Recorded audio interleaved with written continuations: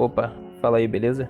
Esse é o primeiro vídeo do canal e eu quero deixar claro que eu não sou nenhum jornalista e o que eu entendo sobre futebol é o que basicamente todo mundo entende. Eu sou um cara apaixonado, gosto muito do esporte, não quer dizer que eu goste de jogar bola em si, mas enfim, aqui é voltado para ser um canal de opinião e eu vou dar minha opinião sobre esse assunto agora. Cara, como eu já falei, eu sou apaixonado por futebol. E assim, cara, eu não sei vocês, mas eu acho muito louco o que tá acontecendo com o grande clube Vasco da Gama nesse momento. Desde que eu comecei a acompanhar futebol, eu lembro que uma das primeiras partidas que eu acompanhei, sabe, maiorzinho ali em torno dos anos 2000, foi uma partida do Vasco, apesar de não ser vascaíno. E essa partida, cara, que foi muito marcante pra mim, foi a final do Mundial de 2000. Partida essa, né, disputada entre Vasco e Corinthians, um mundial meio polêmico ali por questão da participação do Corinthians, que não tinha sido campeão da Libertadores, enfim. Mas o que eu lembro mesmo foi daquele jogo, cara. Eu lembro daquele 0-0, eu tinha só 10 anos, mas eu lembro bem desse dia. E eu lembro principalmente do pênalti perdido pelo Edmundo naquela partida.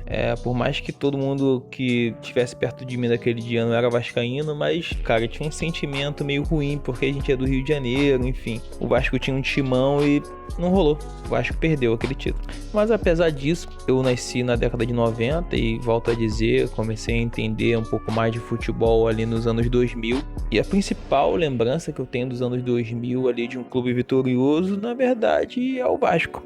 O que me causa uma estranheza, um contraste enorme com o que eu vejo o clube hoje em dia. Sabe, um clube estacionado na segunda divisão. Se o Renan agora de 30 anos encontrasse o Renan de 10 a 15 anos e contasse que isso estava acontecendo, cara, eu tenho certeza que o Renan de 15 anos ia acreditar que era mentira. Mas enfim, o Vasco é um clube muito grandioso, eu acho que é algo que todo mundo sabe. E assim, o Vasco também é um dos clubes mais antigos do país. O clube foi fundado em 21 de agosto de 1898. Corrige aí, 1998 não, 1898.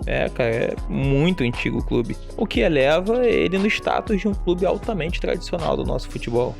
Então ver hoje, assim, torcedores rivais tirando sarro do Vasco na segunda divisão, cara, pra mim isso é muito estranho. Porque o clube, ele é grande desde a sua fundação, sabe? E assim, o que tá acontecendo? Mas, falando ainda de história, pra quem não sabe, as cores do Vasco, o preto, ele remete aos mares desconhecidos, né, do Oriente, enfim, que eram desbravados por Vasco da Gama, o grande navegador português que deu origem ao nome do clube, enquanto o branco da faixa diagonal refere-se à rota descoberta pelo almirante Vasco da Gama.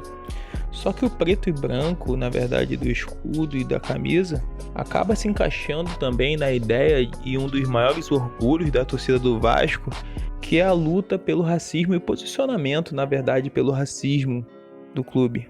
Que, cara, no início do século, onde não existia assim um debate amplo pelo tema, com certeza não, por torno de 1900, o Vasco, cara, elegeu um presidente. Entenda, eu não disse um jogador, eu disse um presidente que não era branco, o que naquela época era algo assim inconcebível. 1900, um presidente de um grande clube brasileiro negro, assim, o que tá acontecendo aqui?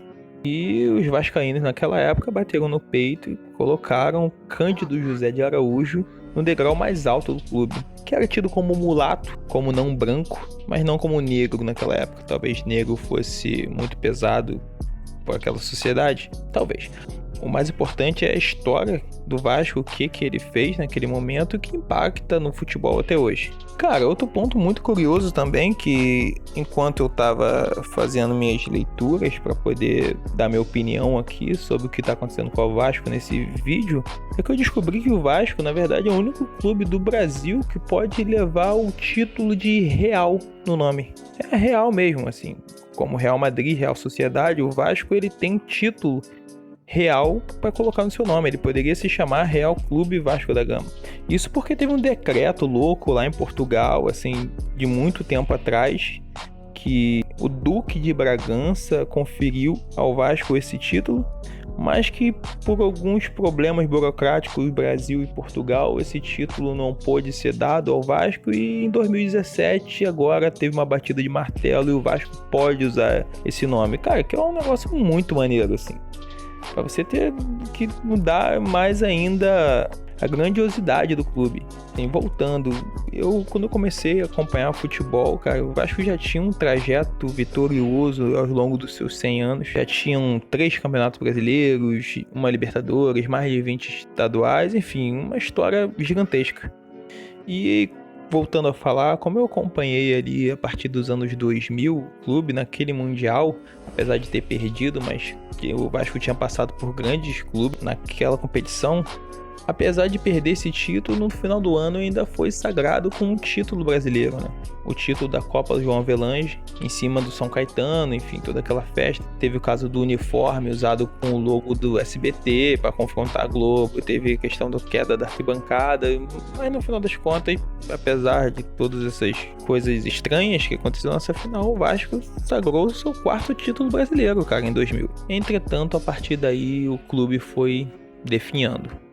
Depois desses anos de 2000, o único título realmente importante que veio para o Vasco foi a Copa do Brasil em 2011 e só. O engraçado é que os momentos realmente começaram a ficar difíceis para o clube, coincidência ou não.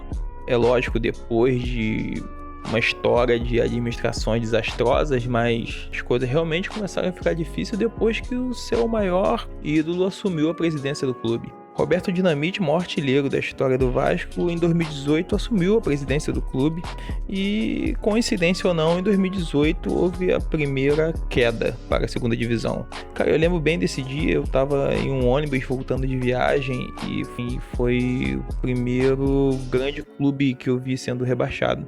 Isso foi extremamente impactante para mim, assim, eu vi alguns amigos muito tristes, mas ainda assim o Vasco continuou lutando e voltou para a primeira divisão no ano seguinte. Chegou a conquistar o título da Copa do Brasil em 2011, parecia que a queda em 2008 foi algo ao acaso dentro da história do clube. Com o título da Copa do Brasil, o Vasco chegou à Libertadores de 2012, onde que, na minha singela opinião de alguém que não é jornalista e nem grande estudioso do futebol, essa Libertadores pode ter mudado a vida do Vasco. Cara, o Vasco vinha muito bem naquele ano e enfrentou o Corinthians nas quartas de final dessa Libertadores. Cara, pra mim o Vasco tinha um melhor time do que o Corinthians naquele momento, tava vindo bem embalado, mas perdeu o primeiro jogo por 1-0 lá no Pacaembu. Porém, ainda era um resultado que mantinha o clube carioca muito vivo. Porém, a segunda partida aconteceu um dos lances que, sinceramente, eu acho que se a bola do Diego Souza tivesse entrado, se não fosse a unha do Cássio, provavelmente a história do Vasco a partir daí teria sido completamente diferente. Enfim, o Vasco empatou aquela partida por 0-0, foi eliminado da Libertadores e o Vasco praticamente acabou a partir daí. Quando eu digo acabou, por favor, não me entenda mal, o clube é gigante e o clube nunca vai acabar, mas eu digo que foi eliminado da Libertadores em 2012 e caiu para a Série B em 2013. E depois voltou em 2014, caiu em 2015 de novo, e voltou em 2016 e caiu em 2020 de novo. E em 2021 simplesmente não voltou para a primeira divisão. Se aquela bola do Diego Souza tivesse entrado, o Vasco teria um futuro diferente? Eu não sei. Mas ser campeão da Libertadores ali seria bem palpável, já que o Vasco perdeu para o campeão, que foi o Corinthians, e o Vasco tinha um time muito embalado. Enfim, o Vasco está na segunda divisão, vai disputar de novo. O Cruzeiro já mostrou para todos o quanto é difícil cair e não levantar no mesmo ano. Mas o Vasco vai acabar? Não, o Vasco não vai acabar. O Vasco ainda tem uma torcida gigante, apaixonada. O Vasco tem uma história absurda, mas o Vasco precisa de uma administração melhor. O Brasil está entrando na onda agora dos clubes SA. É a melhor saída pro Vasco? Eu não sei. Mas realmente eu acho triste ver um clube dessa grandeza não subir da segunda divisão para a primeira. O Vasco vai subir em 2022? Eu sinceramente não sei, mas uma coisa eu sei. A torcida do Vasco acho que continua apaixonada pelo clube, vai estar do lado dele para sempre, e a história do Vasco nunca vai se apagar.